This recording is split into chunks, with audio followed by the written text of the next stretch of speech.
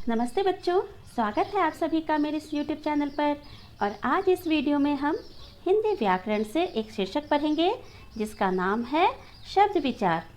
जैसा कि आप सभी को मालूम होगा, वर्णों का सार्थक समूह शब्द कहलाता है, अर्थात वर्णों का ऐसा समूह जो अर्थ दे उसे हम शब्द कहते हैं। जैसे कलम, क ल म, ये 3 अक्षर हैं और इन तीनों अक्षरों के योग से कलम शब्द की जो है उत्पत्ति हुई, यहाँ पर निर्माण हुआ। तो कलम का अर्थ क्या होता है? लेखनी अर्थात पेन। तो जैसे मैंने कलम कहा, आपने इसका अर्थ ग्रहण किया, तो यह सार्थक है, सजोर अर्थक यानी कि अर्थ के साथ, तो यह अर्थपूर्ण है। तो यह कलम शब्द है। अगर मैं कहूँ लमक, अब लमक क्या है? लमक का तो कोई अर्थ ही नहीं है, यह अर्थहीन है, इसलिए यह शब्द नहीं कहलाएगा।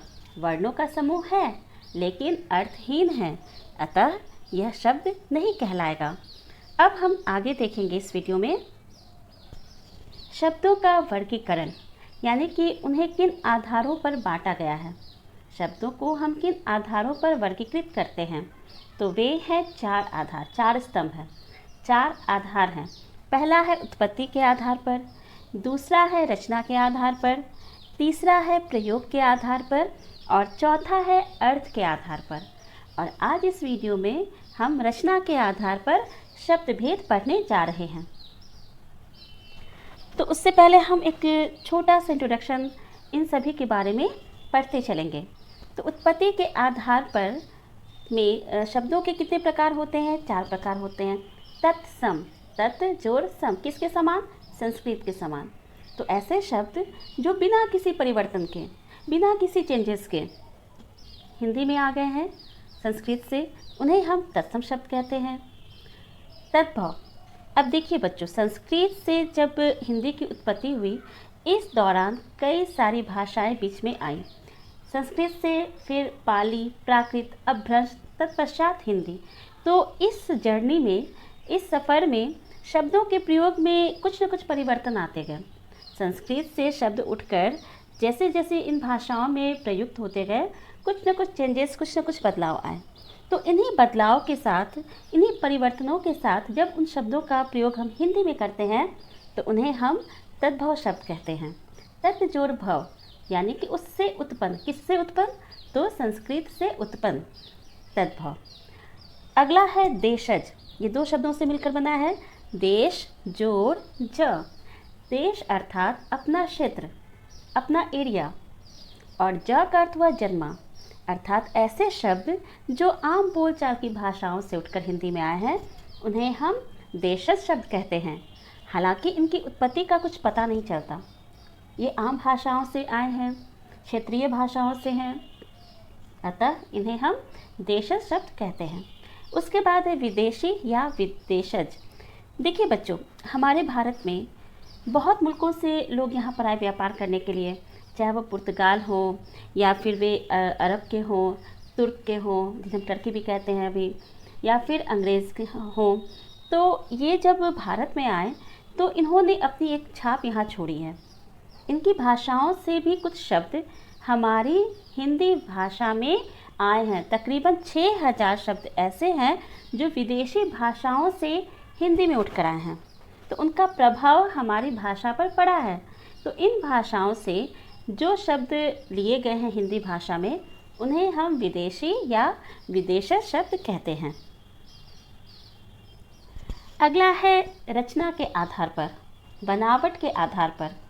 तो इसके 3 भेद होते हैं, रूढ़, यौगिक, युगरूढ़।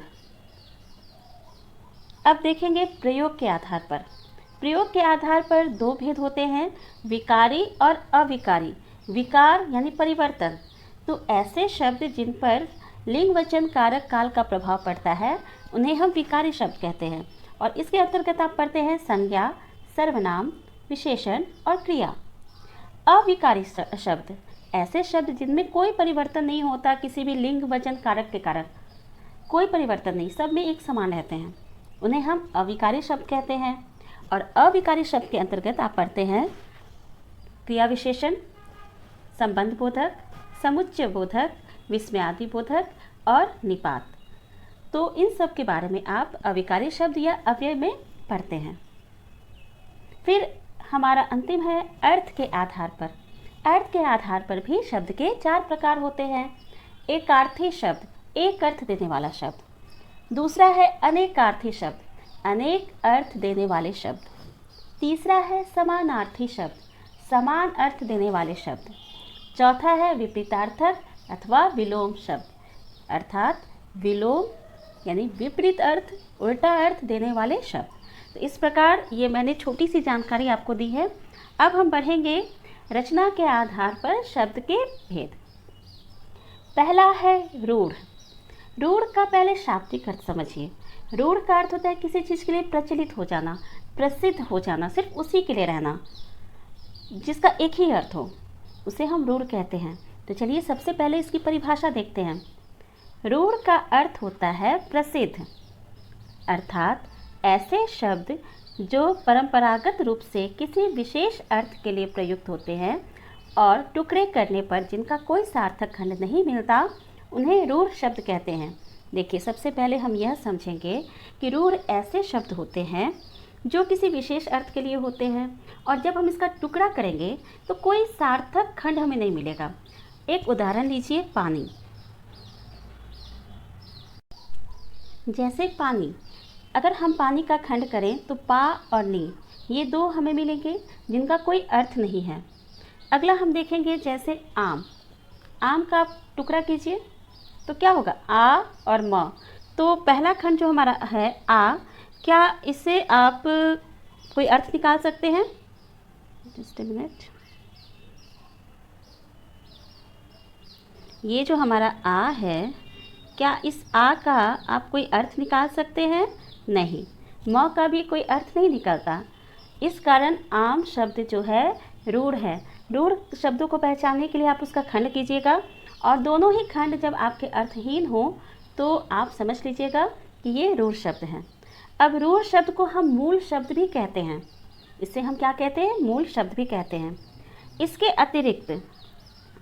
इसके अतिरिक्त कुछ ऐसे शब्द होते हैं जो किसी चीज़ के लिए प्रसिद्ध हो जाते हैं।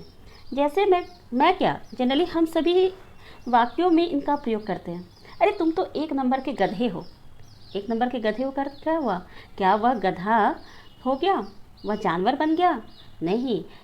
दूसरा उदाहरण सोचिए, तुमने उल्लू के समान काम क्यों किया? अब यहाँ उल्लू और गधा दोनों ही देखिए तो पशु और पक्षी के नाम है। तो क्या कोई इंसान यहाँ पर पशु और पक्षी बन गया? नहीं। यहाँ पर ये दोनों नाम किसी विशेष चीज़ के लिए रूढ़ हो गए हैं, प्रसिद्ध हो गए हैं। गधा प्रसिद्ध हो गया बेवकूफ़ के लिए और उल्लू यहाँ पर किसे कहेंगे? हम मूर्ख के लिए, या फिर उल्लू कहेंगे बेवकूफ़ के लिए, गधा कहेंगे मूर्ख के लिए। दोनों ही आपका सिमिलर ही है। तो यहाँ पर दोनों का जो है सामान्य अर्थ छोड़कर या किसी और चीज़ के लिए प्रसिद्ध हो गए।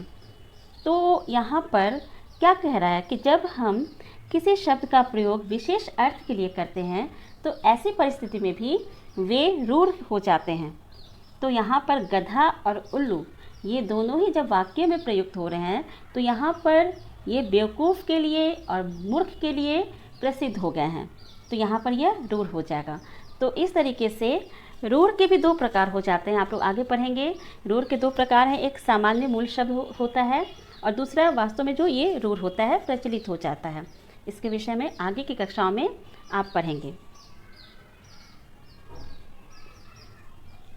अगला है यौगिक शब्द। यौगिक जिसे आप इंग्लिश में कंपाउंड कहते हैं। तो यौगिक का क्या अर्थ होता है? यौगिक का अर्थ होता है योग से बना, जोड़ से बना। तो ऐसे शब्द जो 2 या 2 से अधिक शब्द खंडों से मिलकर बने हैं या जिनमें हम शब्दांशों का प्रयोग करते हैं, शब्दांशों के लगने से बनते हैं, उन्हें हम यौगिक या कंपाउंड वर्ड कहते हैं। तो जैसे हम देखेंगे विद्या जोड़ आलय। विद्या और आलय, विद्या का भी एक अपना अर्थ है, आलय का भी अपना अर्थ है। विद्या यानी कि जो हम शिक्षा प्राप्त करते हैं और आलय अर्थात घर। तो दोनों के मिलने से जो शब्द का निर्माण हुआ यह हो गया यौगिक शब्द। तो बच्चों आप ध्यान यह देंगे कि यौगिक शब्दों का निर्माण कई प्रकार से होता है। आपने व्याकरण में भी देखा होगा, जब आप शब्द विचार पढ़ते हैं उसके तुरंत बाद शब्द निर्माण आता है।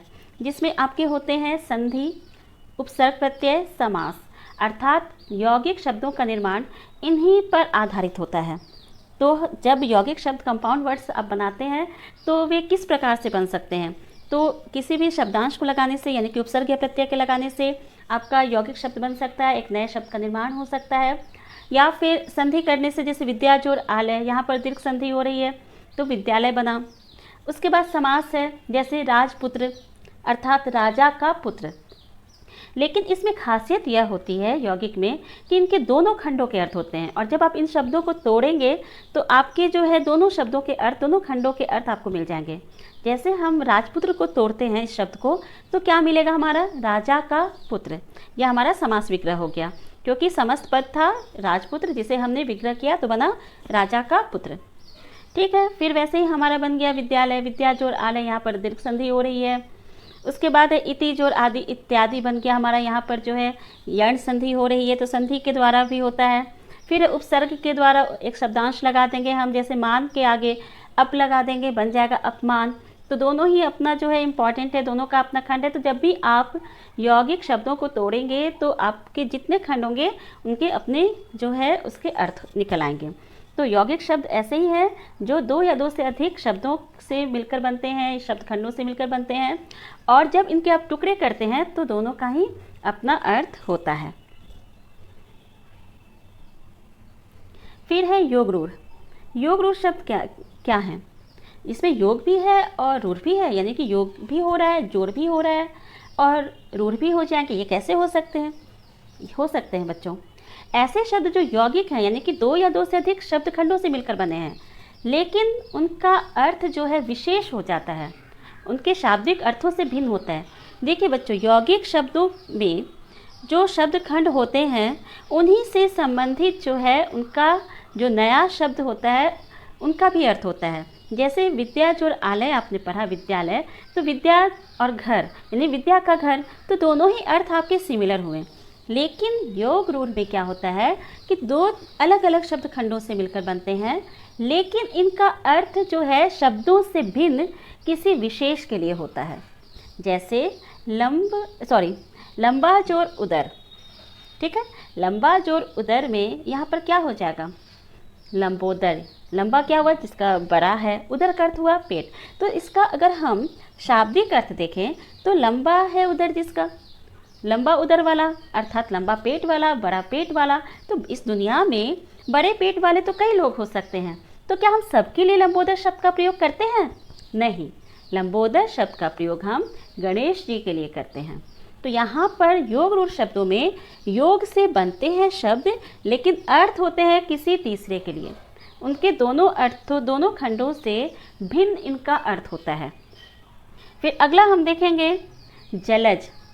जलज का अर्थ क्या होता है? जल में उत्पन्न होने वाला या जल में जन्मा हुआ। तो जल में तो कई सारी चीज़ें जन्म लेती हैं, चाहे वह आपका घोंघा हो या फिर मछली हो, शंख हो, लेकिन जलज शब्द जो है इसका शाब्दिक अर्थ से भिन्न रूप में प्रयुक्त होता है कमल के लिए।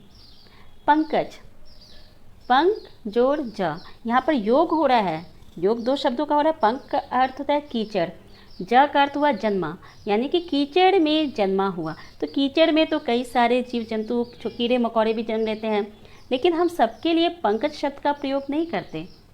पंकज शब्द रूढ़ हो गया है, प्रसिद्ध हो गया है कमल के लिए। तो यहाँ पर यही अंतर है, रूढ़ शब्द में जो है वहाँ पर किसी शब्द के लिए प्रसिद्ध होते हैं और उनका खंड करेंगे तो कोई भी अर्थ आपको नहीं मिलेगा। ऐसे शब्द रूढ़ शब्द कहलाते हैं। यौगिक दो या दो से अधिक शब्द खंडों से जो शब्द बनते हैं उन्हें हम यौगिक कहते हैं, और इन दोनों के मिलने से जिस शब्द का निर्माण होता है उसका अर्थ उन्हीं खंडों से संबंधित होते हैं। जैसे रसोई घर, रसोई जोड़ घर, तो यहाँ पर रसोई का अर्थ भी पता है, घर का भी अर्थ पता है, और रसोई घर जो शब्द बना इन्हीं दोनों के अर्थ से संबंधित है। लेकिन योग रूढ़ में इन दोनों से भिन्न इनका किसी विशेष के लिए रूढ़ हो जाना होता है। जैसे पंकज है, पंक का अर्थ होता है कीचड़, जा का अर्थ हुआ जन्मा, लेकिन ये प्रसिद्ध है कमल के लिए। तो बच्चों इसके लिए मैं चाहूँगी कि आप अभ्यास करें और इसे पढ़ें। इस वीडियो के लिए इतना ही काफ़ी है। धन्यवाद।